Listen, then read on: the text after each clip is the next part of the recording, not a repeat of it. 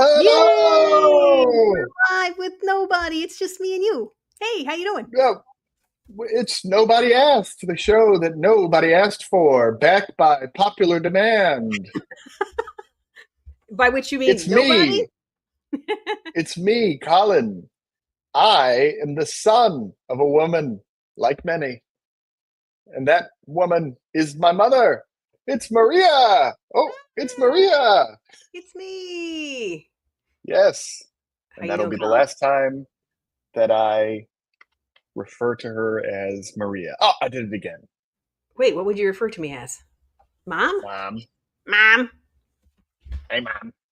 Hi, Colin. How you doing? Good. I'm having um like actual real life business meetings with dad, and the the impulse to say dad on the calls is so strong. And so then I'll say Brink, and then I'll say that feels weird on the call, and it will get no reaction on the call. And by the way, I'm related to everyone on these calls. I Yep. don't know how people do it, right? Sydney, that was a family where people were like, you say Uncle Dan, okay? You don't say Dan, you don't say Wendy, you say Aunt Wendy, you say Uncle Dan. And then we're on these calls, and Sydney has to be on calls with her dad and call him Dan. I'm like, this is impossible. I can't do that. It's not. So we're going to cancel the contract on the basis of names.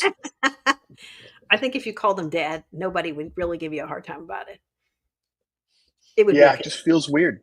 Just feels like I think that there's always a little bit of a complex about introducing the fact that you have a company to your parents or to family, in that they knew you as a child. And so the whole enterprise doesn't feel like a business anymore. It doesn't feel like a real thing. It feels like, oh no, oh, Colin has a business. Uh, and you don't want it to feel that way, because when I'm on other calls with other people, they just think that we're the company that we are, and we are the company that we are. But uh, but it just feels different when you're talking to family about it. You're like, oh, yeah, I run a grant writing company, and they're like, yeah, okay, sure, you know. So yeah, That's funny. I don't know. The funny thing, I think, talking to like often when I'm doing calls to like start working with a company, I'm talking to the CEO, and that's true for like 3-person companies up to like 500-person companies. And I think that the dirty little secret of all businesses is that they all feel like nonsense when you're in them. They all of them inside, you're like, all of the people that own them are like, I don't know, it's just working. Like, I'd like it to keep working, but I'm It's just a guy. And then things started working. That's how it felt the first time I had an employee and I gave them a task, and then the task was completed at a time that I was like, can you get this done by Thursday? She was like, yeah. And then Thursday it was done, and I was like, what the hell? That's crazy. It's just finished now. Okay. I would have had to do that. I'm quite happy to not have had to do that. So it's a good time. That's what we're going to talk about on today's podcast, is what it feels like to run my business. Um, I feel like that's not what we're going to talk about, but you I think know, that's a good move. Yeah. I don't think everyone wants to hear about how good things are going for me. I mean, some people would, but that would be for like, the elites. We have 3 viewers. Oh wow, how'd that happen? I imagine that my wife is logged in. Oh, my wife isn't logged in. Oh, we just added another viewer to my mental count. You count, Ellie. She's over there. Um, So uh, what do we want to talk about today though? I, uh, I mean, it's been so much time since we Yeah, last talked, because we did one podcast after Trump was elected. we did. Um, Not to bring the T word out super quick, but you I know, mean, um, those days are over where we avoid mentioning the T word. You know what I mean? we got to do the spoon pirate thing. Yeah, yeah. The spoon pirate days are, I mean, not the spoon pirate's pretty fun, but when we very first started this podcast, it was on um what is that thing called? Instagram. It was on Instagram Lives that we were doing it, and Yep. the rules were you could not mention Trump, and if you did, you were penalized. But those days are over because Trump, he consumes everything, everything, Yeah. and it's a And he shame. looks like it. I think that he actually looks thinner. Personally, I'm sure he's on Ozempic or something, but you know, uh, no, I mean he finds a way. Even before he was president, he found a way to be literally in everything at all times, and it's depressing. It's more depressing for me, and because you always hope that your representatives are going to use their power because it's theirs, whether they use it for good or Hmm. bad doesn't matter. It's theirs, they're using it. We're supposed to have three co-equal branches in the government, right? And it seems to be almost We gone. lost a viewer on you saying we're supposed to have three co-equal branches of government. We've already we've already lost 25% of our viewership. Oh no. Well, tough because this is generally we talk politics, and Yep. for me it's important because I feel like a lot of people probably feel this way, that the information has come like a waterfall, as has the fear and trepidation of the unknown. And so some people, just to get through the day, I think everybody to some level to get through the day, do not want to talk about what's going on, or they don't have the bandwidth to talk about it a ton, right? Some people just Hmm. want to talk about it endlessly. Some people can't do it at all. Some people are some level of in the middle. And I struggle because I need somebody to talk to some of this stuff about. And Yep. so I think that's part of why we revived the podcast, was because I know that you feel the same way, that there's just some Yeah. things you need to be able to talk to somebody about and get Yeah. them We are out of your both. We are both. Do you have the echo cancellation on, by the way? I don't know, is it echoing? It is a little bit. It is on.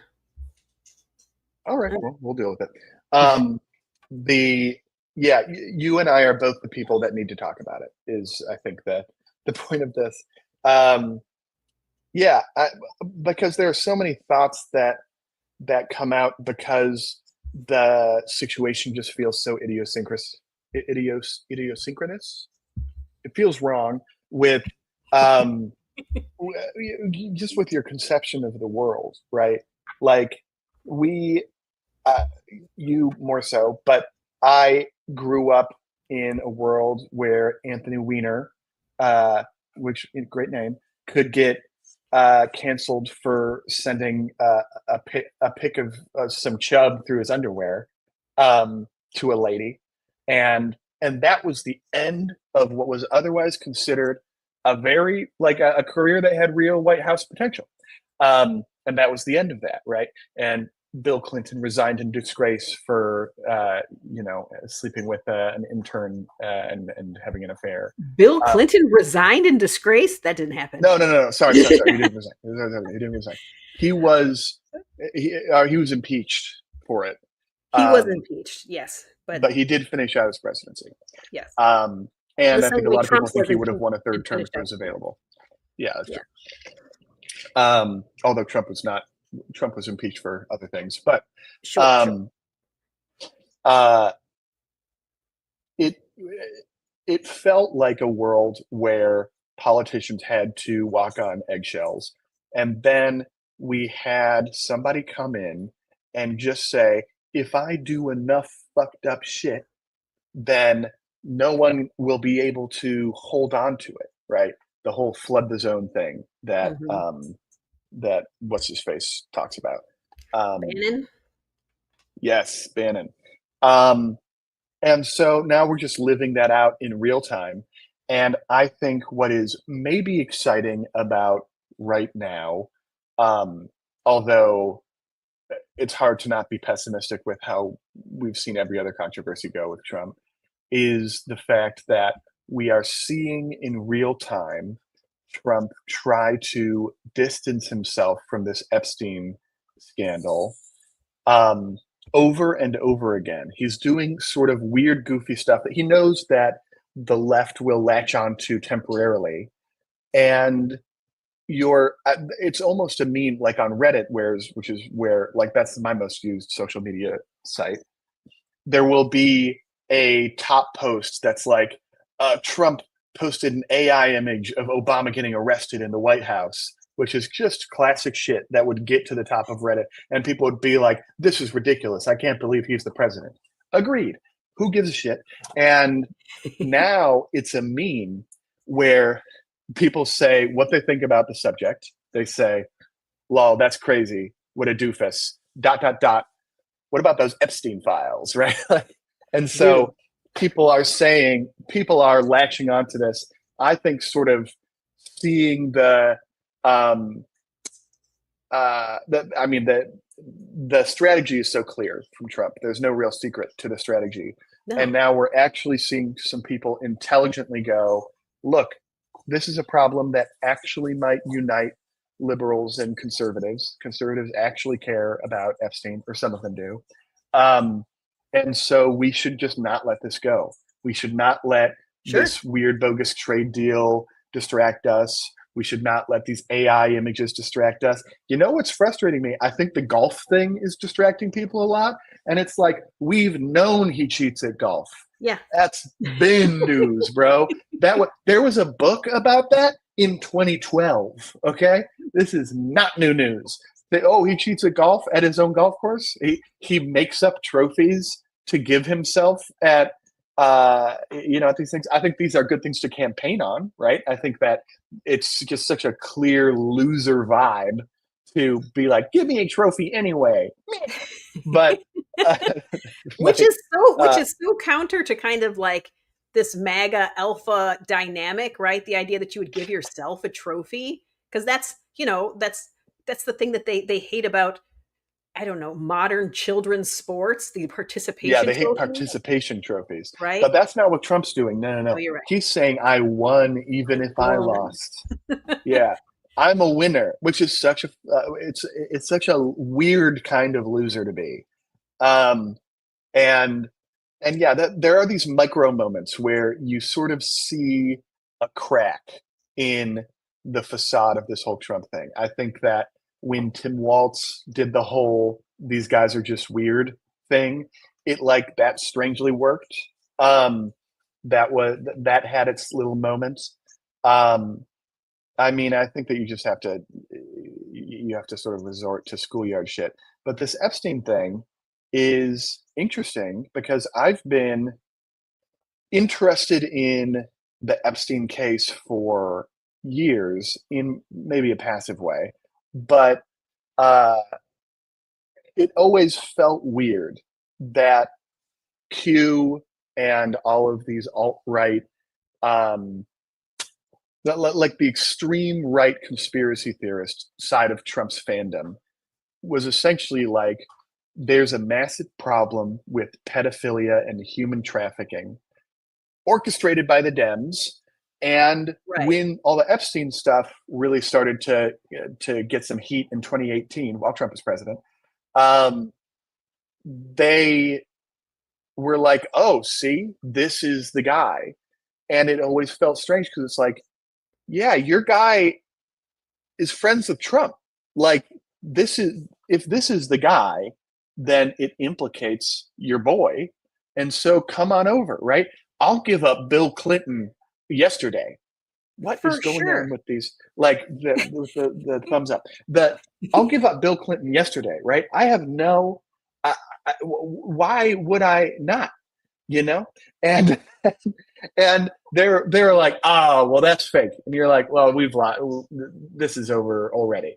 That the sheer amount of information shared by Epstein and Trump, the sheer friendship that those two had, and you're on board. You're on board with the fact that this dude's a piece of shit. He's a pedophile, and he was bringing women around for the ultra rich, but he was friends with Trump, and Trump had no involvement in it, even though Trump famously bought a teen pageant and would go backstage at teen pageants. He's talked about liking young women before. He was on the Howard Stern show, and they were talking about rating women. And instead of using 1 through 10, Trump asked to use 1 to Ivanka, his daughter, who was not 18 at the time. And all of that information, you're like, no, no, no, no, no. you can't be a pedophile if you're obvious about it. Pedophiles famously secretive. So that Trump, he just likes a hot woman, and we all agree that women are hot from 18 to 21. Everyone is Leonardo DiCaprio, and so it was always confusing. And now that it seems like some people cannot, uh, people have been saying that Trump couldn't be part of this, and now Trump is refusing to give up the game, is refusing to release the files. It's like people are like, well, that doesn't make sense. How do I bring that piece of information into my thought process, which is Trump can't be a pedophile if he won't even let this go? Maybe there was something to the fact that they hung out all the time, and he bought a team pageant, and he employed Virginia, and like, oh, Maybe. maybe there was something to that. I got to It's tell just you, craziness. I when this suddenly became such a big deal to people, I was a little bit like, this is the thing that's going to break it. Really, it's this, and then you've got Marjorie Taylor Greene saying, you've been telling us there's this big cabal, that's been doing this stuff, and that you're going to be our hero and save the day, and then you say, nah, basically, this is me paraphrasing. She obviously didn't say it like that, and you're like, how is she the voice of reason? But it's because she's like original QAnon, right? And Yeah. when you think about what made up MAGA, you've got this big QAnon conspiracy theorist people, right, who think that there is this underground cabal of evil doers that are running the world and making your life worse. And that's By the the way, making your life worse part seems important, even though they can never connect to me exactly how that's happening. So you have those people, right? Then you have your evangelicals that make up MAGA that are trying, in my mind, to bring the second coming of Christ, right? To create the apocalypse. They are trying to make that happen. And so destroying America is part of that, right? So the idea that they're going to make everything better is never part of it. That's why they don't care when they take all of everything away from you. It's like, yeah, we're going to take everything away. We're trying to ruin it all. And that's fascinating to me. And then you have like your tech bros and your online trolls that make this other part up, who are, they're in it for the money, but they're also in it for the meme. They're in it for the troll. They're in it for what's funny, right? So you've got like Elon Musk, who is weirdly a part of that group, who just loves to just like, a win is getting a good jab and a good joke in. It has nothing to do with the outcome of that jab or joke, or if that's going to ruin America or whatever. It's just, hey man, that was funny. You win. Like, you win what though? Like, yeah, there's no thought after that. We win or lose together. There's no, left and right at the end of the day. It's we're all Americans.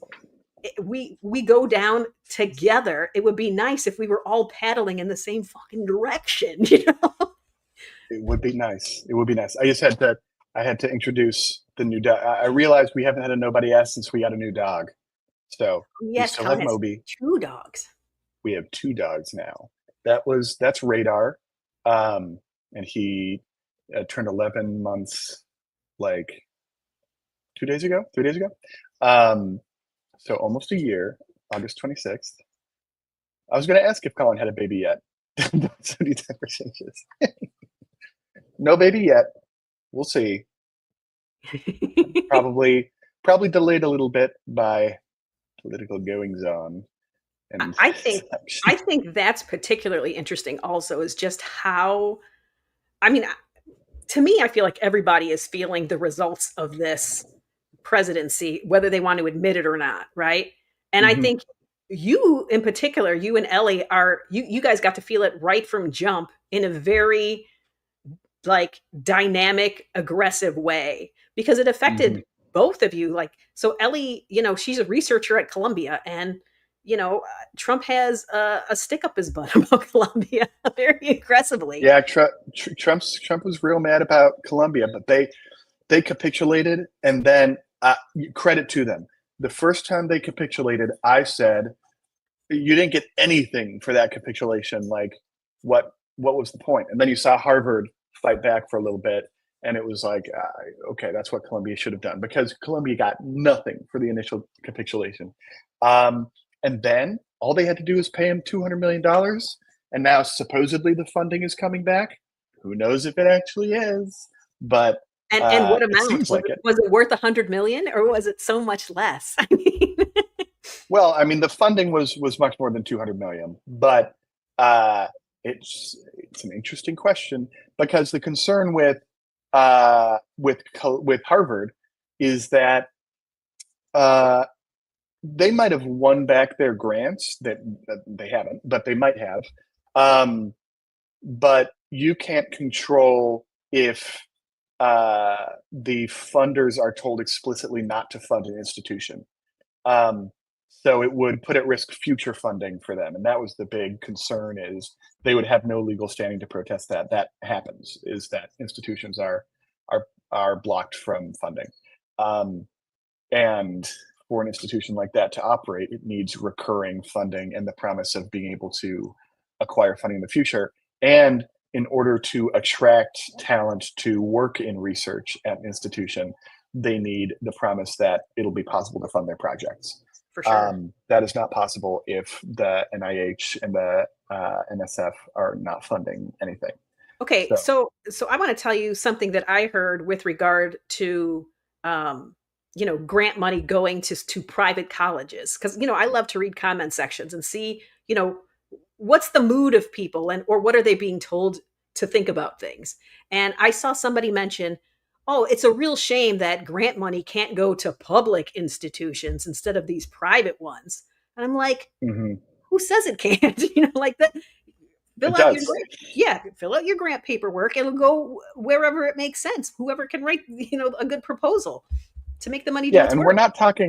we're not talking about grants to build buildings, right? We're not talking about capital infrastructure grants. We're not. I mean, we've gotten into my actual career field here, but um, Colin's a we're grant not writer. talking about that. I'm a grant writer. We are talking about research grants, and so the way that that operates is essentially that um, a PI, which is the leader of a lab, um, has a certain number of projects, and generally their projects are in their field of focus, but then the grant guidelines will also guide the direction of research. So you'll see that the NIH will prioritize certain types of research, and then people within fields will direct their research into the things that will allow them to acquire funding. When they get that funding, it is in order to pay the research staff that actually conducts the research, pay for equipment, pay for materials. And then for all of these grants, there's an institutional overhead because you need to keep the lights on in the building. You need the buildings to house the researchers. So there's a percentage of the total grant allotment which is given as a block to the institution in order to allow this research to continue happening. And then the institution guarantees that the lab will be able to continue um, doing its research. So, in the case that the institution closes down a facility, fires a researcher, something like that, then they're on the hook to provide back that capital sum. Um, so, it does fund the institution, but it's not. It is for the research. Oh, Barbie says one of her husband's grad students is doing research in Chicago for NIH, and they did get more funding. Um, yeah, I'm interested in if that's U Chicago, um, but and when they got more funding, but So you're not um, you're not seeing that where you're at, that the funding has suddenly loosened up yet. it certainly has not loosened up, but there are streams of funding that have continued to be released. So there are two major types of grant funding that have been struck down. Um, a lot of funding has been paused, and that's even outside of research. So most of the grant funding that I write has nothing to do with research. It's largely capital investments or program investments. Um, and those are sort of a separate way that they operate. So those institutions that you've heard about, the 3 and 4 letter agencies where they've talked about shutting them down, or they've talked about moving certain responsibilities to other institutions. So like FEMA and Department of Education, EPA, um, the Loan Program Office. Um, those ones that have had turmoil have had a lot of grants paused as the government tries to figure out, is this funding still going to come through in the budget? Is this agency even going to continue to exist? There are other pauses that are administrative pauses. So when Elon and his gaggle of morons came in and started firing people, they fired, let's be honest, like half of the people that I know in the government. Um, and so we knew program officers, we knew the people that were uh, operating as the guard dogs to the grant funding. So they have two major responsibilities. They have the responsibility of determining the people that are the most likely to get the outcome desired by the government and then provide funding to those people. So that's what an application basically is inspiring confidence in a program officer that if they give you money, the thing you say will happen will happen. Um, because that's a big problem, is that a lot of grant funding gets distributed and then the project doesn't occur. That's happening in Oh. Mississippi right now, actually. Big issue in Mississippi. Um, so that With the grant the that you've application is written, inspiring confidence. What? with the grant that you got money for, that it's not happening? Yeah. So yeah. So the problem with that one, that's the Gulf Coast Restoration Fund, and that is a massive pot of money. If you guys remember the BP oil spill, in a settlement with Gulf Coast states, BP uh, offered to invest in economic development and infrastructure in the Gulf Coast states that were the most affected by the BP oil spill. So Louisiana, Mississippi, Alabama all received funding. This funding was put in essentially a bank account where it could be invested and accrue additional capital. And then it was meant to be used over a period of time that was in that settlement. Uh, an important part of that is that there's that time, there's a deadline, and then it needs to be used, and it needs to be used for what the settlement described. So Mississippi creates two different institutions that, again, are those guard dogs. And in the initial phases of it being rolled out, it was publicized so poorly. And the website is so god awful. And even now, right? Like I literally just applied for it again. Okay. Um, Even now, the website that I'm applying for this funding on, and we're talking about millions of dollars, still says 2022 on it. Mm. So they're not updating the years on it. There's no good administration on this. But the issue that they were running into, and I am going on a little bit of an aside here, is that in the initial years, they did distribute the funding. They did tell people, you've got it. The problem was they told everyone that they got it because they weren't getting enough applications. And the problem every program officer knows, when you don't have enough applications, but you have a requirement to distribute that money, is that some of the applications were put in by morons. And so they they put out funding for like boat ramps in campsites and like all of these small sort of ticky tack projects. And those people were reached out to and told, you have the money. And then this is, we have to talk to our clients about this all the time. Once you've got the money, you have got to do it. Like you have the funding, but you still have to get the contractors in. You still need to report on that funding. Um, Oftentimes you need to upfront the money and then apply, like you submit your receipts and you get reimbursed for that amount of money. So you need to have a certain amount of capital on hand in order to do that. Um, and so they told people, you have $1.5 million for this project. And then it just sat there and no one took control of it. No one started the project. No one contacted contractors. No one submitted the paperwork. And so this money that was told to organizations, you can use it for basically free money, they didn't, and it sat there for years. And there's something called the uh, what's this called? Um, a period of performance. That's the period where you're allowed to use this money. Those lapsed for a bunch of these grants. And the issue came about that multiple years, like $200 million was distributed. And at the end of the period of performance of 2 years, I think, uh, more than 100 million of it was unused. And they had not planned for what to do if the money was unused. It's crazy to me because if they just hired my company, then I, we could have done everything for them. We would have Yeah. contacted the contractors. We basically just bring all the pieces in and then we submit the grant compliance and we cost a fraction of that money. And then you have the project done. Um, but instead, he just sat there. And now the congressmen are all mad because they don't have provisions for what to do when this funding is extra. And then they have shortfalls in other areas of their budget. So they're trying to weasel that money out of the bank account. And what it seems like is they have successfully weaseled money out of the bank account. And then they weaseled too much money out of the bank account. Whoopsie. And it's a big corrupt mess. And 2 years running, there's been some other issue on the docket.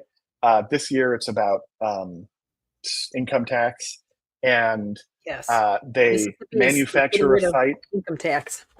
Yeah, they manufacture a fight between the two houses of Congress, and then it takes too long, and then they never get to allocations of funding, and then now it's not the applicant's fault that the money isn't getting distributed; it's their fault. They've paid an organization to review all of the applications. They've then handed them off. Then everyone's read the applications and then handed them to congressmen, and then it sat with Congress, and then it never got funded. And so all that they've done is spend money that they don't have to read the applications and then distribute it to nobody for 2 years in a row. So that's the Mississippi problem. Anyway, Does seem like there's a lawsuit for if somebody wanted to take that on in there somewhere, but yeah, well, I won't that's get to that. But that's a whole other situation. yeah, so the Oh, yeah, yeah, we went off on we were on talking that, about the funding that's been lost. Yeah, right? And that, Columbia also, so some grants that have been lost are because the institution is being targeted by the Trump administration. Some grants that have been lost are because the agencies don't have enough people to administer them, and the applicants have no one to email. And like, I have applications that usually takes like 3 months to get a response back. I have applications that we submitted in November of last year that told us you'll get an answer in February, where we're emailing them now and I'm getting bounce back emails because the person that was overseeing it is fired and now no one has it on their desk. And so the money is there, the money is in a bank account, and there's no one overseeing it. So there are hundreds of applicants that have no idea if they got funded, no idea what to do. And according to the laws, the period of performance has begun. So a situation could occur where they get the funding and they have 1 month to execute a project that would take a year. So it's the whole to do there. Then the last type of funding that's been taken away is funding related to DEI. And I'm going to put hard air quotes around DEI because what many people think occurred, and I think is a basic certainty, is that some one of the little babies that operated at Doge um, was going through grant programs and was control F searching through grants for certain keywords, which include African American, diversity, Black, women, things like that. And they have taken research funding regardless of institution. This could be at the University of Oklahoma or Columbia or the University of American Samoa, wherever. And if it has one of those keywords in it, they have canceled that grant. Middle of the research, canceled the grant. And if you thought that that was what was happening, how would you try to prove that that's what they were doing? that to prove that they were just grabbing up these That they were words just instead of really searching looking for at them. words. Yeah. Well, because sometimes what you're researching is has nothing to do with that ultimately, right? It's just, But you might use that word. but you might use that word for any number of reasons. Yeah. So there have been multiple research projects that have said things like um, studying biodiversity in in fauna in Colorado, something like that, right? So nothing to do with DEI, but it has biodiversity in it, and that gets canceled, right? And then um, studies that involve replicating research that already exists on female mice, because there was research a few years ago that we were not understanding effectively the whole reaction of mice in certain lab studies because we were only using male mice in research. So certain important research they're just trying to replicate also with female mice to make sure that it was conserved in both sexes of mice. Those are getting canceled, and those have strong medical implications. So those are also getting canceled, and those are a little bit weirder. Um, so yeah, there's some concern here. Um, there's also the fact that a number of grant programs had under the Biden administration and previous administrations, there will be one major grant program for for postdocs in economics or whatever. Um, and it'll just be a blanket grant program. And then there will be a subset of the grant program that is for improving diversity in that field. So a determination has been made. There's not enough women in economics. There's not enough African Americans in economics, whatever. Um, and so within one grant program, there's a subset where if you're in that category, you should apply to the subset because you might have a higher probability of winning the grant within that subset if you fit within it. Importantly, you also might have won in the other subset, but and you're scored on the same rubric. So you'll actually know if you would have won in the other subset. Uh, but you're told explicitly, like, hey, if you qualify for this, apply in this pool, because the program officers at the time wanted to get more applicants into that pool. You are seeing massive cancellations of people that received that subset, regardless of if they would have won the overall completely competitive one, which I think people would have been more down for if they were just like, we're going to relook at this and do it entirely based upon the grading of the rubric, regardless of the DEI element. But instead, we're seeing incredibly talented scientists that were told, don't apply for the overall set, apply for the subset because we need people to apply in this category, that then scored at the very highest, like the first percentile of everyone applying to this grant program, that are getting it canceled because they're in one of the sets that can apply for the subset. So you're seeing disproportionately Black people, women, people with disabilities have their grants canceled because they are in that category, because previously they were told they must apply. I've talked for too long. It feels But like maybe we haven't done this in a while, and you had a lot to say about it. Because it is your lived experience right now. You are very much in the middle of how do I make all of this work while navigating this unnecessary bullshit. You know, yeah, it's frustrating. It's without a doubt frustrating. Um, but Epstein though, right? just quickly want to be the transgender mice. I'm talking about female mice. It had nothing to do with transgender mice. It's funny though.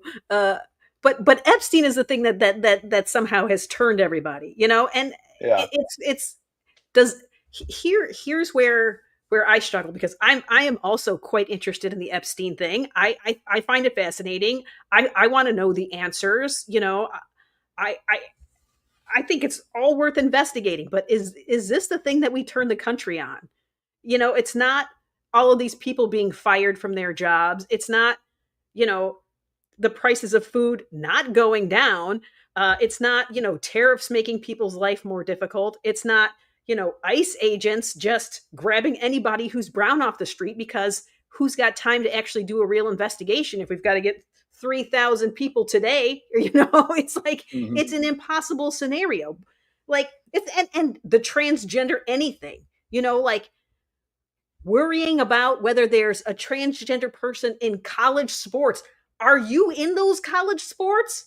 How does this affect you? It doesn't. And so that's the thing that makes me crazy, is that all of these little micro fears out there, get so focused on it. It's just like, while I'm watching this, I'm going to take everything from you, but I'm going to make you really mad about this one dumb thing, and it's so frustrating, as I just the fear of there not being anything left at the end, right? If Hmm. our Congress people give up all of their power, if our judiciary, gives away all of our freedoms and our protections, what's left at the end of that? And so that's always kind of what's looming over my head, is what's left at the end of it. Now, I do appreciate how transparently stupid Trump is, right? He should Yeah. be he's an inspiration to us all. I remember when I was a kid and my mom said, "You could be president someday." I grew up in a generation where they just said that you are so smart you could be president someday. I did it while being stupid. Anyone can be president. It's almost like, uh, you know, I'm going to talk about racism in a weird way right now. I think part of racism, and the reason why some white people might sort of latch onto it, the idea that they are better because of their race, is because they've got nothing else that makes them good or a quality person. Just this illusion that being white will somehow get us to the top of the heap, right? Hmm. I can be rich too. I can be a powerful person too, because I'm white, obviously. And so when Trump manages to prove that being stupid, well, that's no longer a hindrance. It's just like, it's It's a another beautiful world we live in. out of the way, another obstacle out of the way. You don't have to be smart anymore. You just have to, know how to work people. I want to talk about working people real quick. Okay, I see, now it's my turn to go off. I'm going sideways Okay. this way and that. Okay. So, I'm gonna start taking notes on things that I want to respond to in it, or else I'm gonna lose it. So, okay. So um, I'm gonna listen. Here's why the Epstein thing has been interesting to me, is because I feel like they keep focusing on weird parts of it that aren't the part that I want to focus on. Because I'll hear some of these clips and I'll be like, why are we ignoring this other part of what he said? You're focused on this part, which, yeah, that's a great little soundbite, but what about this other thing?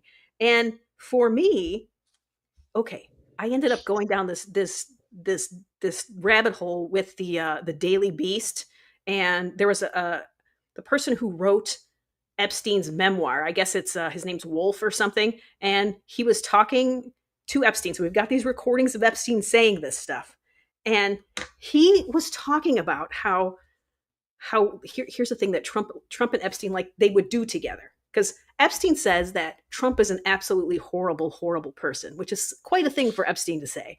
And he said mhm, what they would do was, Trump liked to steal other people's wives. He liked to have sex with mhm, other people's wives. It's just another way to have power over a person.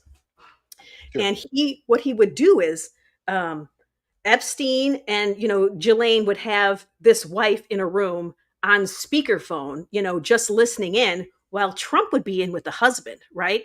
And with the husband, he would start kind of working the husband and go, "Hey, did you, you know, is the best sex of your life with your wife, or have you had sex with anybody else that was really good? Ooh, tell me all about the sex you've had with somebody else." Right? Mhm. Or, ooh, don't you think this lady's hot? Let's talk about how hot you think this lady is. And have the wife listening in the other room, and kind of put all of this doubt in her mind about her husband, right? That, because you've got Trump getting him to say all of this stuff in the other Yeah, room. Epstein said this. Yes.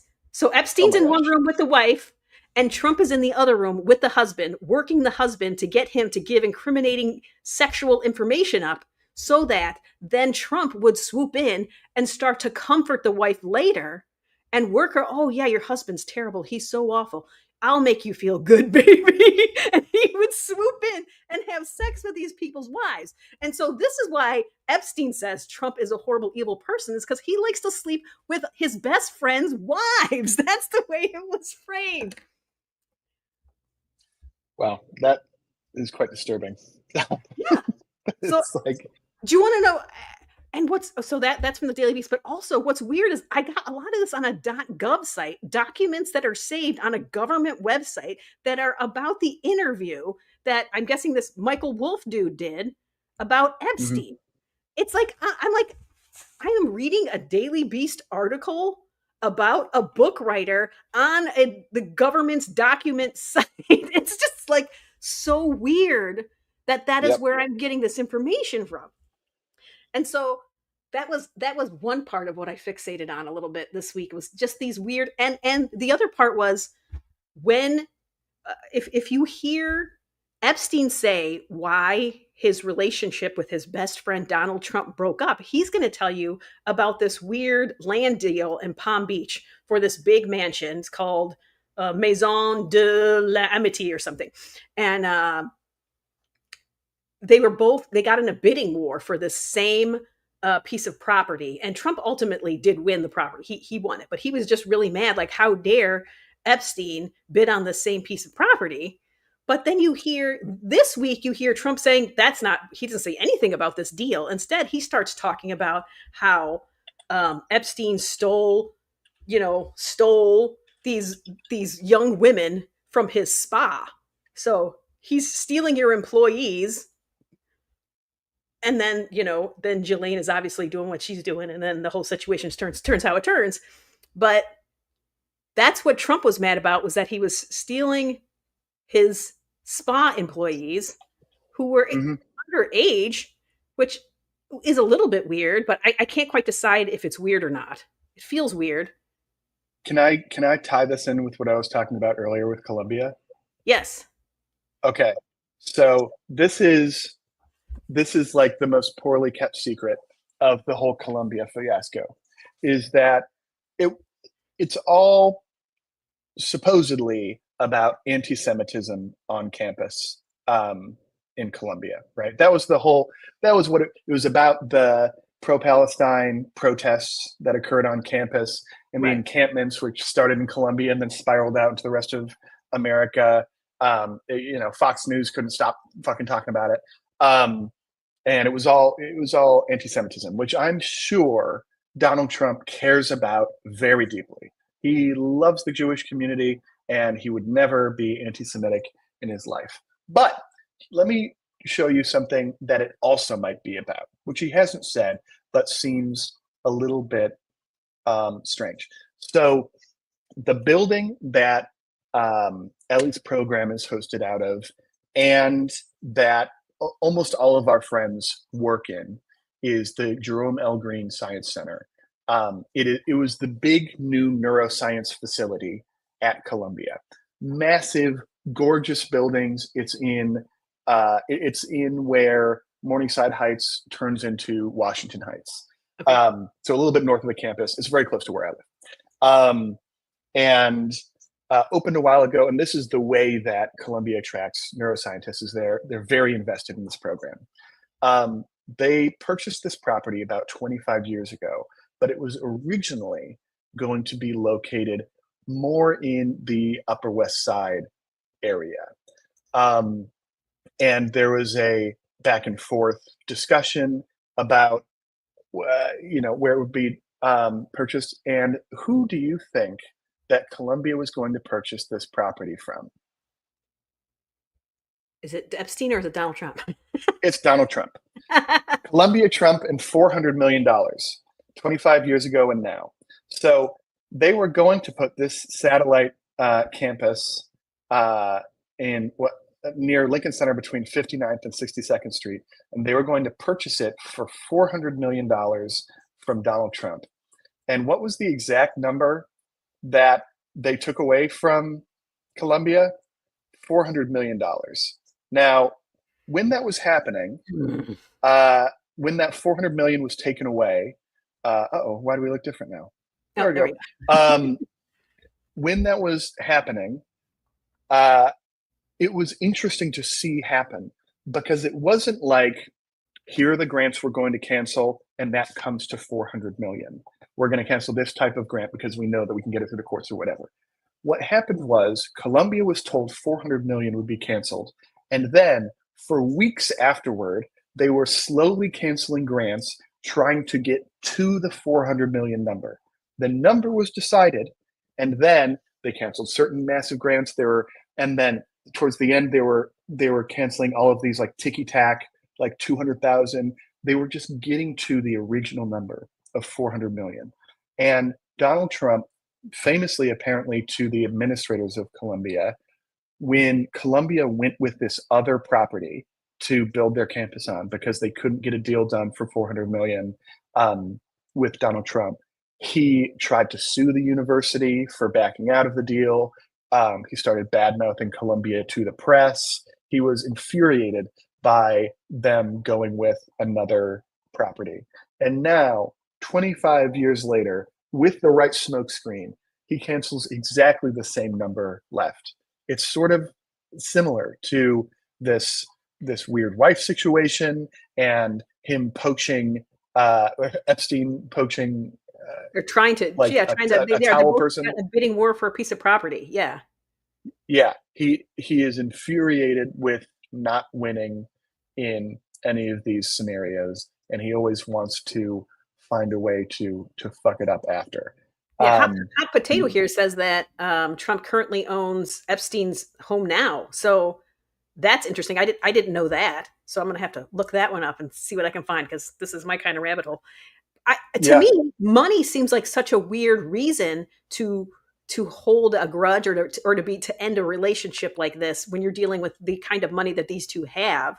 And so it's interesting that you've given me proof that that actually is a valid reason because if you look at the timeline, I think I did write it down here. So 2000 was the time period when um, allegedly Epstein stole these people.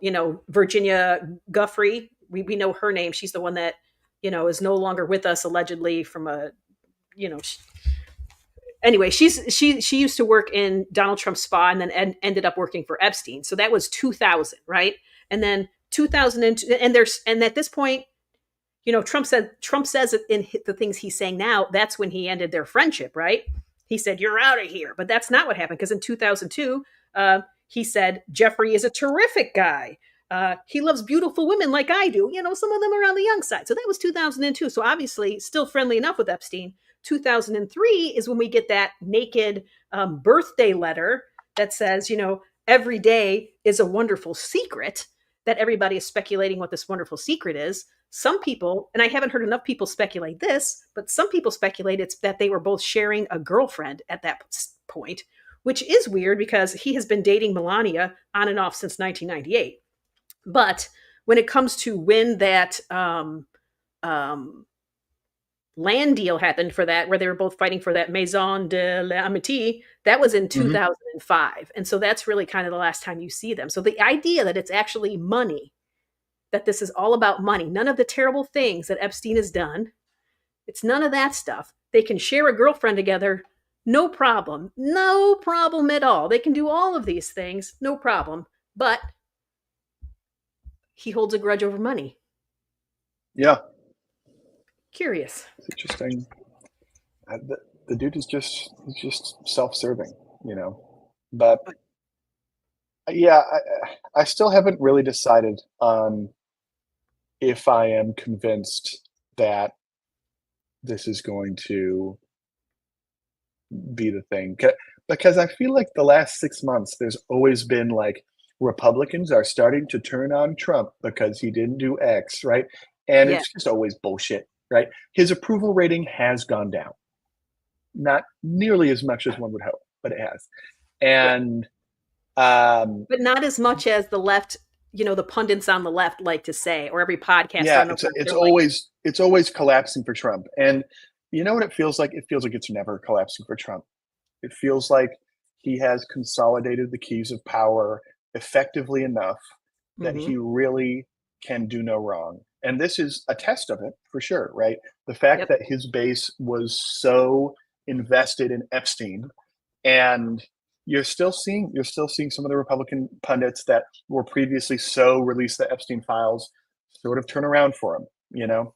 Mhm. Um, Yep. and so I just don't know if I'm convinced that this is going to I'm be the I'm moment. not either. I'm not either, but I am appreciating that it has lasted this long and that it continues to kind of unravel slowly enough and is keeping itself in the news despite him trying to distract with other things. That, Hmm. you know, I'm hoping that it has enough legs to finally get people to wake up out of their fog. But I agree with you because, like today I was looking at, um, they were talking about the tariffs on the auto industry, which to this point, the auto industry has just eaten the tariffs, right? Like over $1 billion, it has hit their bottom line. But now they're like, we're going to have to start passing this off to the consumer. And then you go and you look at the comment section that are like, cars have been too expensive for the last, decade anyway. This is all about corporate greed. Like they just say all of those things and ignore the tariff part of it. It's all Hmm. the greedy corporation's fault over and over again. Not the greedy president who, is using defense budget money that Pete Hegseth has shaken loose to go and, turn this plane that was given to him into something that he can use, right? Not that. That's not about corporate greed or just presidential greed. I mean, all of this stuff is just utterly insane how they can ignore the ability to just ignore this thing and point yourself in this direction. And I think it's going to happen with the Epstein file. I've seen it already. First we start by saying things like, uh, why is it always a woman that's taking the fall for what a man does, trying to make Ghislaine Maxwell sound better, and then you see it go the complete opposite direction simultaneously. Like, no, she's actually awful. She actually did all of this stuff, and then, but whatever you got to do to get your people to believe that it's okay to pardon her, so that she won't say what you don't want her to say. I Yeah. mean, they will always find, as soon as Trump finds a way to spin the narrative so that they can get on board with this. Like right now saying he stole these spa girls. We had a great spa and there's no indication that anything nefarious was going on at the spa at Mar-a-Lago that I'm aware of. And then he did what he did and so he's a bad guy. So I stopped being friends with him. That whatever he has to do to spin it off of him, and then the people that love him will find a way to rationalize and ignore what they've indicated that their belief system is. Nobody has a belief system anymore. It frustrates me. Like, what is the most important thing to you? Everybody has to have one thing at least, right? Is there something that is like a founding principle for you, and you're just not going to veer from it?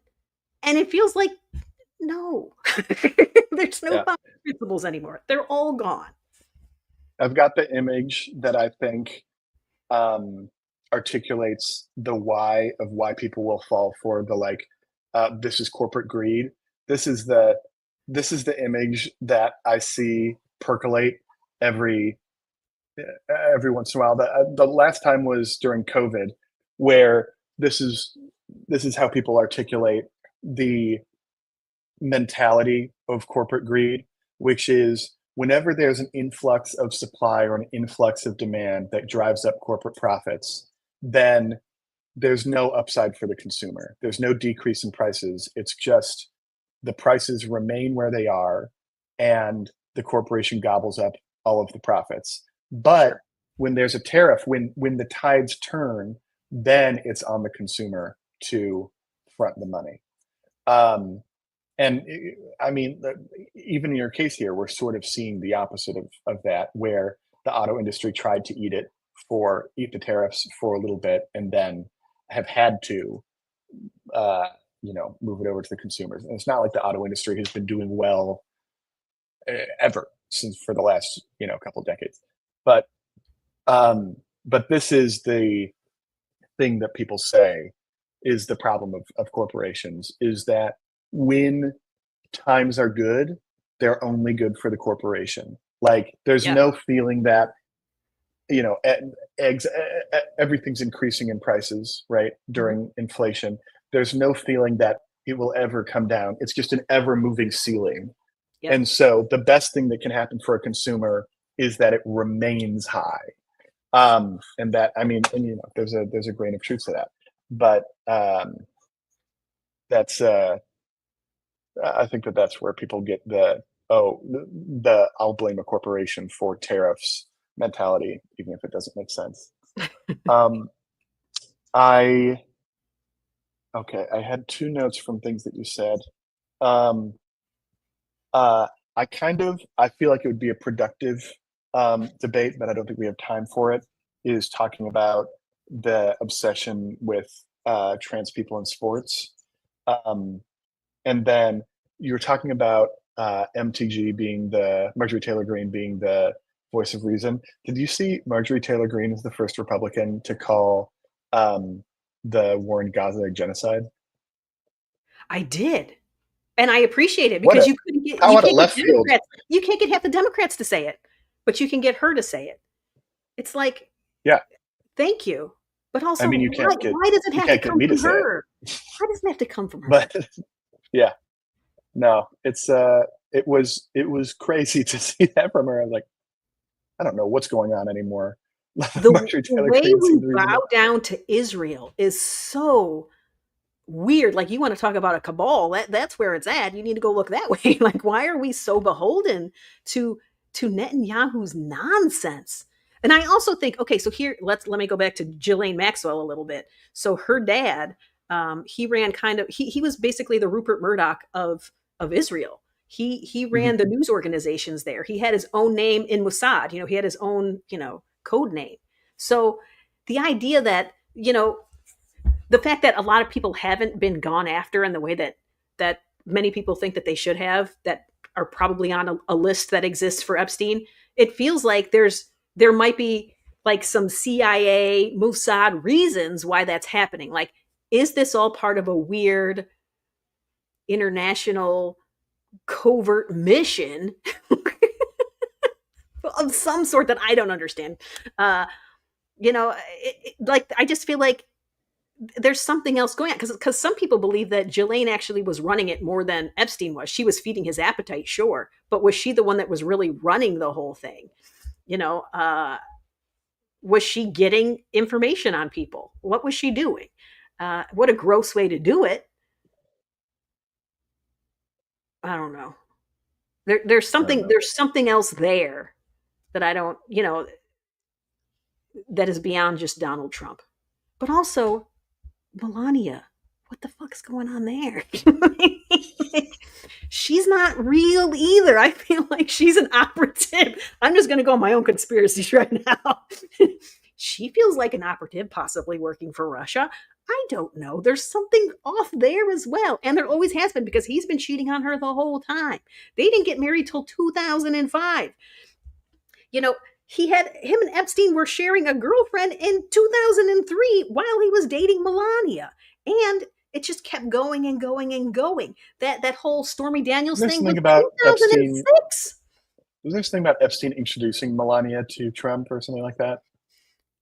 Is There that fake? is something, I don't know, maybe Ghislaine, but there is something, but I don't know exactly what it is. According to her book, she met him at a club, the Kit Kat Club. She was going out with one of her, I'm guessing, model friends to the Kit Kat Club, and she met him there. But it was loud there, and what it wasn't like an intimate meeting. It was like, oh, they had a little something. That was it. That, according to Melania's book.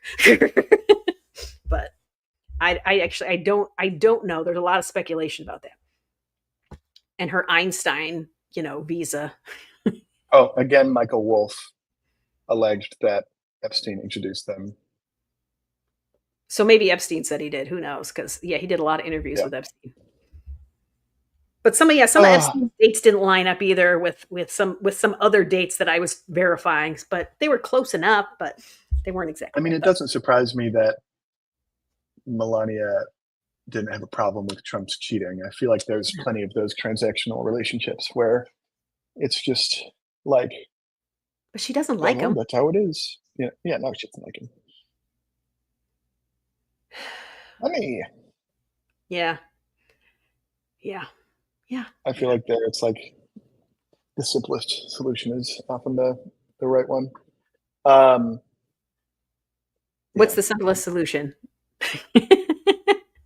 What's the simple answer? She's a she's a gold digger, and she She's doesn't just, care oh, about this guy at all. Like, you think it's just as simple as she's a gold digger, not that she's part of, she's a Russian agent.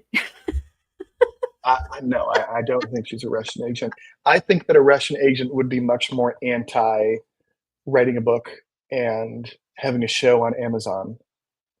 I mean, but maybe. I mean, I feel like her book is garbage. It's not like she wrote it. It's just, you know, her convenient telling of things, not really the truth. But I don't know. I want your No, answer before me. You don't? oh, no. How do you not think so? I don't understand. People have been talking about this for more than a year now. I don't understand the Okay. argument that it didn't happen. Oh, I'm not saying it didn't happen. I don't think there was a. I don't think a bullet grazed his ear. I think that there was bullet fire. People that died, right? A dude died.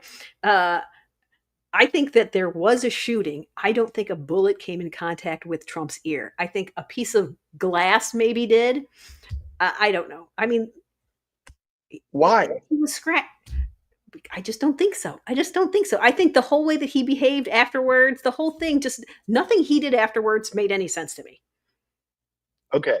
The so for this to happen, the way that you're describing, the FBI under Biden would have had to create a shot tracer of Trump that was superfluous. Like they they had a whole simulation of where his head was and Oh the well, trajectory of the I ear. didn't see There's the that. New York Times photographer that got the streak of the bullet, and it I was at his ear height.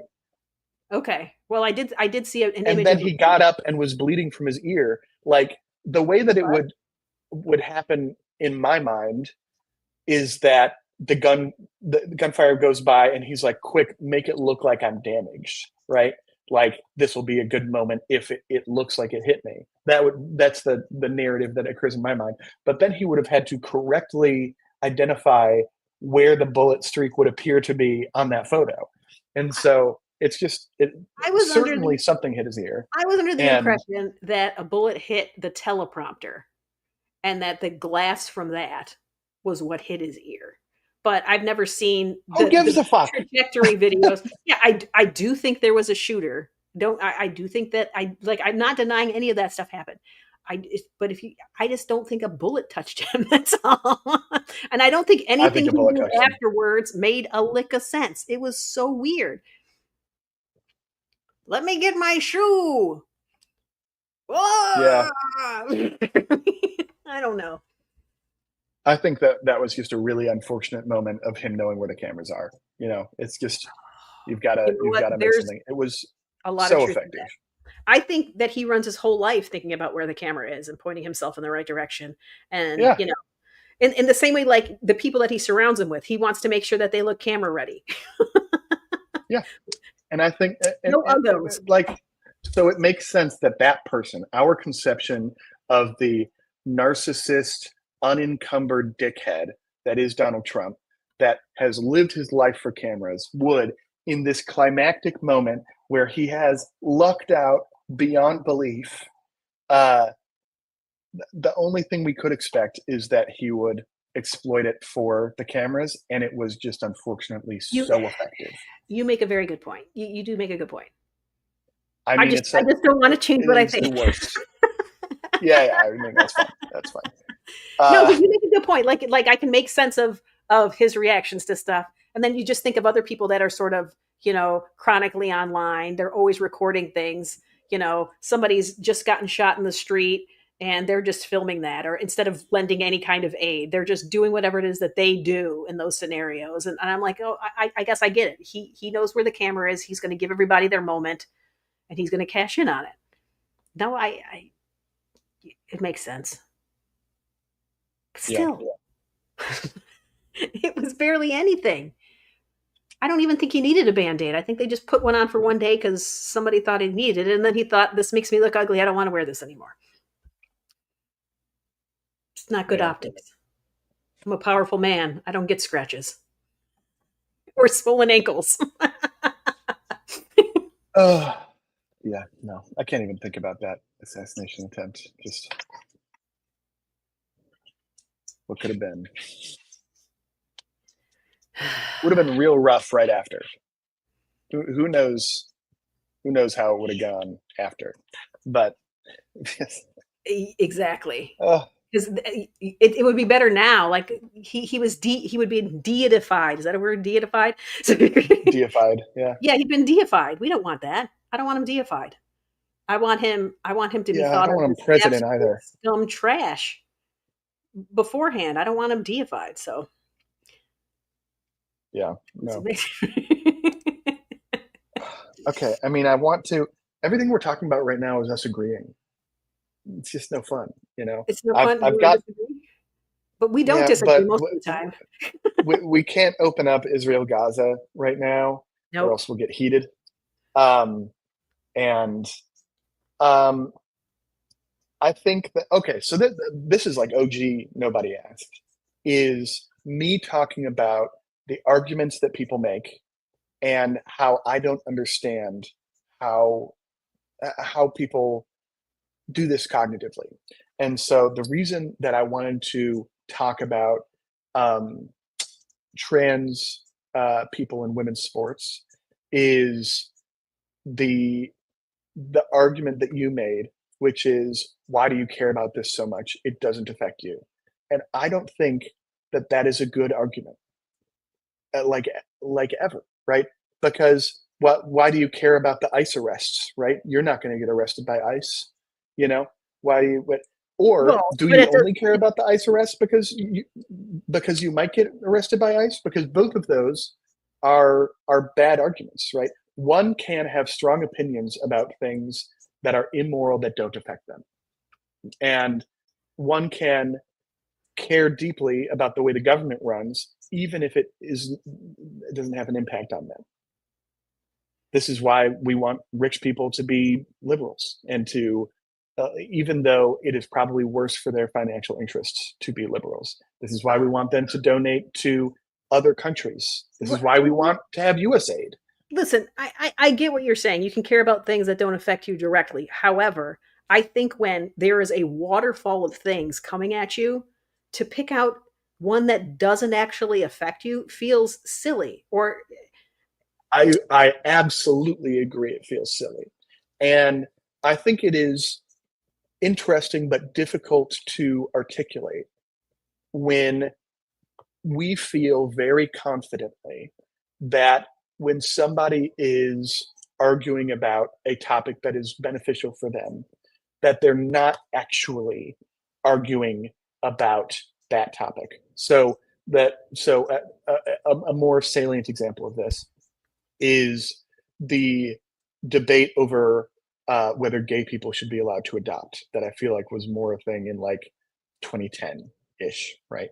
Um, People still talk about it, but it was more of like a front and center debate. And people would say that it's important for a child to have both a mother and a father figure, which is I think it's the best possible argument that they could put out there. But you knew, and we knew, like that this wasn't really about caring that kids have mother and father figures because we're talking about adoption here. We're talking about foster kids. We're talking about a world that allows single parents to exist, right? There are so many situations where somebody does not have both of those figures, and we allow them. Um, and we allow single people to adopt children. It is harder, but we allow it.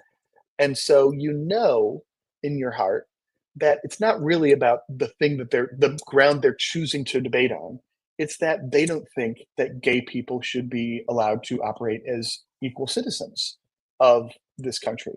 But you can't argue that because they have set their ground on wherever the apex is of their best argument, right? Which is this is about the kids and their quality of life growing up. And we don't have enough research on gay couples raising children. And they choose really solid ground to argue on. Still not a great argument, but it's their best point of argument. And they force you to argue there. And that, I think, is what we're seeing happen with transgender people in America. is they have selected with the um, liberal side, the left side of the movement has taken ground for trans rights, and they found a place where there's an intersection of transgender rights and gender equality, and everything that was fought for with Title IX and uh, women's sports, and which all the progress has not been made yet. And they found an intersection where two liberal points are at odds with each other, and people that at their heart of hearts don't think trans people exist shows very solid ground on which to fight. And so they're not like, we should give them more credit here. They are not fighting about women's sports because they care a lot about women's sports. You and I know that they're fighting about this because they don't think that transgender people are real, and they don't think that they are equal citizens. And now they've chosen the best possible place to fight about that, which is a moral argument about whether women should have a right to uh, play in sports like boys against people with the same physical attributes as them. That's the best argument that they have right now in terms of just a general moral conviction. And I think that we really need to think Oh. about how we argue against it. Even though I like that Hot Potato said this, and I think Hot Potato is right. And this is one of, I think, the good points on our side is that there's fewer than 10 transgender athletes in the NCAA. I don't know if that's still true, but let's say it is. It is such a small issue.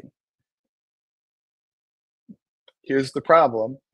If it's such a small issue, why are you fighting so hard to keep them in there? It's so small. I'm not. You know what I mean? Like, because I Yeah. feel like, Yeah, we're not. yeah, But someone I'm is. not. For me, it's more like, do we need to legislate this, or can we let colleges make those decisions? This is not, to me, important enough that the federal government needs to be involved. It's not. I realize I'm not transgender, so it's not important to me. But I don't think it's important at all because it's. I don't think sports are important. So, I don't care. Yeah. They're Well, stupid. it's a whole new argument. Sports are very important to some people. Anyway, where you end up. Yeah, not And yeah. sports have impacts on whether or not you can access education in this country.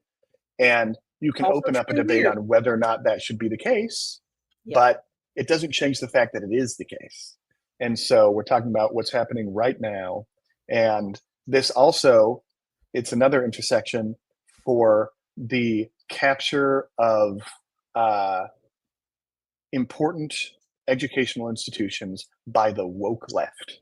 So they've really just found like a hotspot for no, we can't trust the NCAA to do this. Do you know why? Because there's a assigned male at birth woman that is in women's sports, and uh, she's wrestling, and it's a physical sport in which she's wrestling with assigned female at birth women, and there is a mismatch here, and it's dangerous, right? So they've found a hotbed for all of their big fucking talking points, which is that you can't be conservative at Harvard, which is not true, and uh, all of the administrations of schools are captured by woke ideology, which is true, and Yeah, they because can't be trusted. empathy is terrible. Yeah, well, there, Taking a I critical look at how our government runs and saying, is there some racism still in there that we should think about? Oh no, that's woke. Whatever. It's just we're, I have a lot of feelings about a lot of things. I think I'm glad that we started this again today. I'm glad that we started again too. Hot Potato says it is about equality. From my understanding, transgender people do not have an advantage over their peers with medication. Uh, I have two problems with your comment, and I also love you, Hot Potato, and your engagement. First problem is that your argument assumes that the person you're arguing against cares about science. So already a demerit because they won't listen to research, If research If says something transgenders aren't opposed to what they're real. saying, then it's all nonsense, right? That research doesn't matter to these people. That's why they're trying to defund it. But I agree categorically. Now, again, here is my issue with being on the side that we are on, is that we need consistency here, which is that if we are going to use research to refute the arguments of our opponents, then we must use research in order to conceptualize what our solution is. And so if we're going to engage them on this battleground that they chose transgender women in sports, then we must follow the research on our side, which is to say that you cannot allow women that are not on medication to participate in transgender sports, and you must have a certain amount of time that they have been on medication.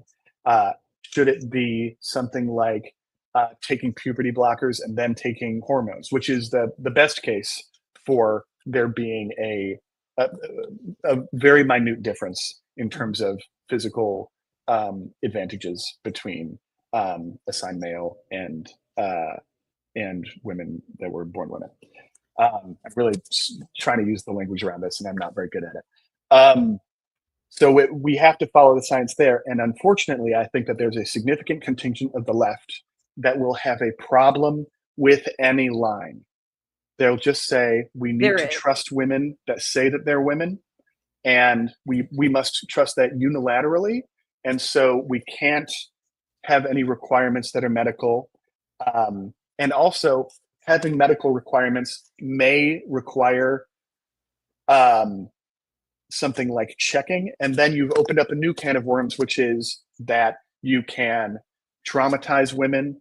I mean, the vast majority of women in sports have nothing to do with being transgender, but now you need to check that they're actually women or that they're on medication. Now you're re-traumatizing women. So the solution needs to fit here. And I think that the problem is that we want the science to work for us, but then we also have our own super strongly held convictions, which is that many people on the left say that any sort of check on this, any sort of science based around whether or not there are physical disadvantages, delegitimizes transgender women. And so we can't have it. And then we've given up our scientific backing. So this is I, my problem with I just working in don't the want. liberal intelligentsia. No, We I. either do or do not like science. I don't know Yeah. which one. Well, to me, checking somebody's genitals is inappropriate at all times. But Agreed. you can we can check your blood to see if you fall within normal hormonal parameters. But then a lot of female athletes that are assigned female at birth might fall Will not outside of be. those. Yeah, they might Yeah. not be. They might be XXY. They might, like, there's so many variations that happen that people have no idea about because their outward presentation matches what they identify as. And then suddenly you find out, what do you mean I'm not this thing that I always thought I was? So I, it's I impossible. just it's impossible, and that's why they've chosen this, right? Is that there's always going to be a problem, and so they've chosen this battleground to fight for what they actually believe in, which is that transgender people are mentally ill and do not exist. And so that's what they really care about, and they're fighting on this much more stable ground. And so, what can we learn from conservatives? What can we do in order to advance our cause in the weird, smarmy ways that the conservatives do, the conservative pundits do? Um, because I think right now, when leftists and liberals talk, we talk either very lofty or we talk, out of our butt in like sort of weird moral aspirations. And it's like you're not living in the same world that we're living in right now. Hmm. We are so far outside of the same universe that we're no longer to argue. So what can we learn from the conservatives in improving how we bring people onto our side? I am interested in that.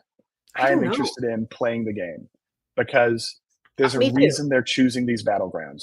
No, I'm interested in it too, and that's part of why. That's another part of why I wanted to kind of revive the um, the podcast because, by the numbers, there are so many more conservative podcasts out there than there are liberal ones.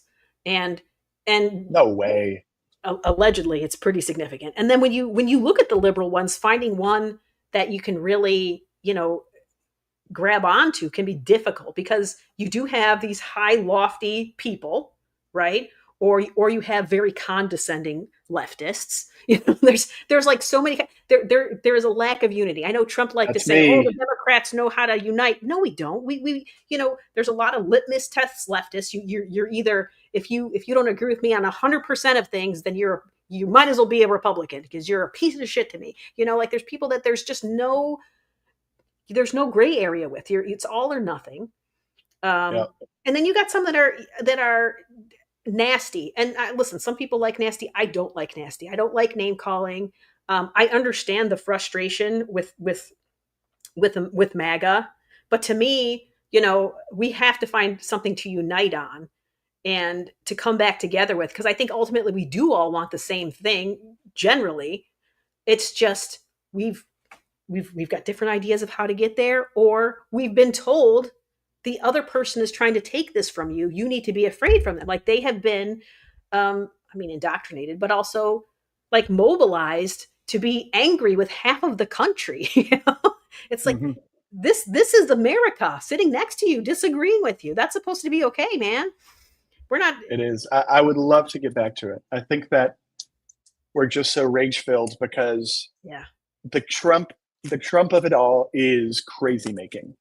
It is. It makes it so on purpose. hard, and we need to find a way to understand our rage and channel it effectively and productively in a way that does not diminish our own cause.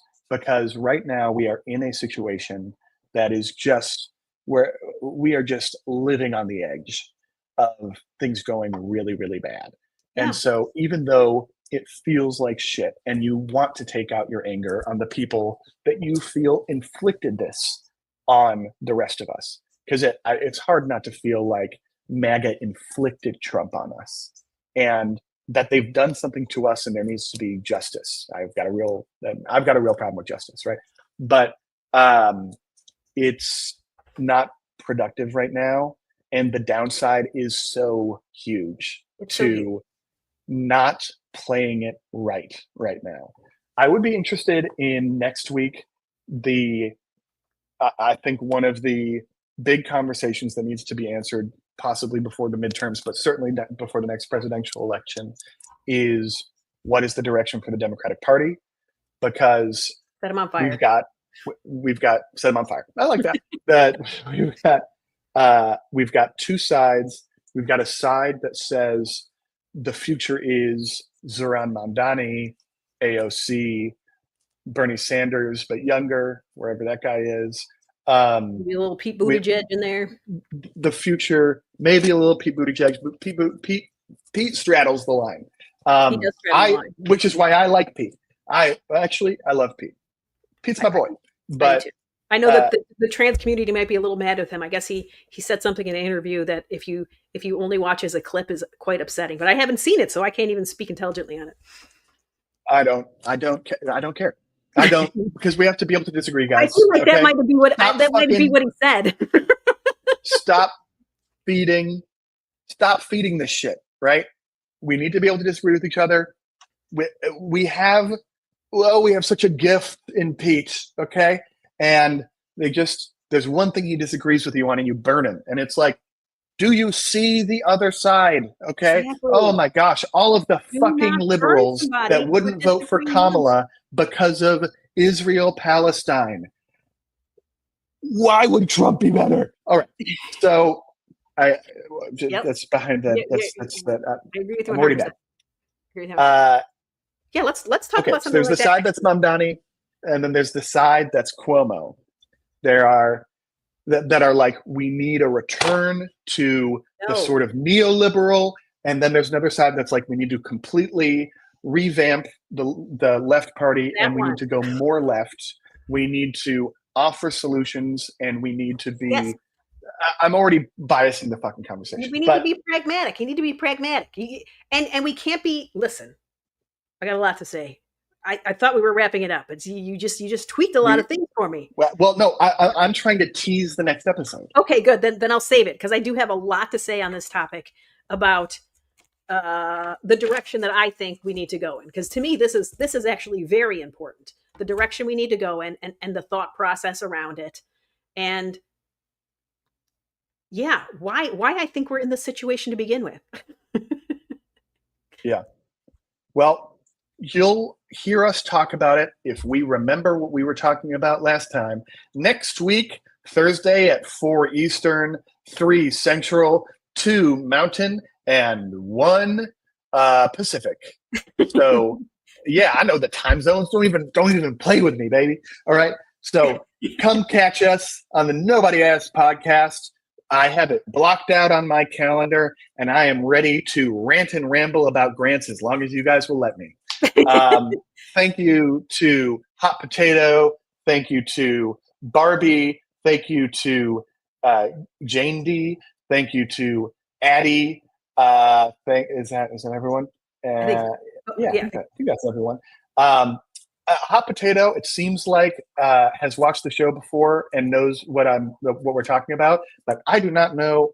I don't Maybe either. Hot So maybe Potato's. they changed their name. Yeah. We had a couple of viewers that would change their name every once in a while. So whichever one of those you are, thank you for coming back. We've been off for so long, and Yeah, I I'm appreciate it. glad because I did very little in the way of letting people know that this was happening. Because it was really about, let's see how this feels again. Do we really want to do this? Because it's a lot of work if we want to put a good product out. So but we'll keep doing the way we're doing right now, and then eventually we'll see if we can make this into something better. See if we can amplify it. Yeah, But yeah, right now we're just trying to get back in the swing of it. mhm. I had a lot of work, and now And life. I still do. Yeah, So it's good. But we're gonna find time for it. So we're gonna find time for it. next Yeah, week, 4 p.m. Eastern. We'll see you guys. Thank you guys for hanging out, yeah. and Thanks for keeping us send us company. a DM if there's anything you want us to talk about. I do not watch Jubilee, and I also don't know what it is. So I am familiar with Jubilee. I've seen clips. I will not watch it fully. It feels like bad juju to me. Like it's purposely trying to be destructive. So under the okay, guise of real discourse. all right. Well, now I need to look at some clips of Jubilee to figure out Oh, you're gonna why you you're feel gonna that be way. like, what is this? That All sounds right. like Well, me. we'll see you guys next week. All right. Thanks, guys. Bye bye. Bye. End stream. Boop.